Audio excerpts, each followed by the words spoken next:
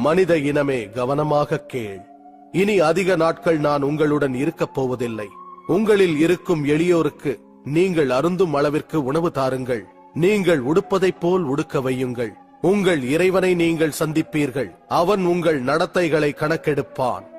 இந்த உண்மைகளை ஏற்றுக்கொள்ளாதவர்களுக்கு இந்த உண்மைகளை புரிந்தவர்கள் எச்சரிக்கை பண்ணுங்கள். நீங்கள் எல்லோரும் ஆதமின் வழித்தோன்றல்கள். உங்களில் யார் இறைவனை அதிகம் நேசிக்கின்றார்களோ அவரே சிறந்தவர்.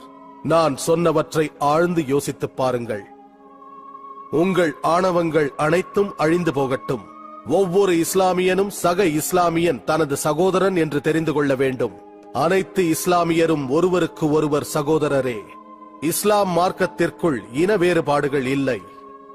அன்பளிப்பாக கொடுக்கப்பட்டதை தவிர உங்கள் சகோதரரிடமிருந்து நீங்கள் எதையும் எடுத்துக் கொள்ளக்கூடாது. யாரையும் அடக்கி வைக்காதீர்கள். யாருக்கும் அடங்கியும்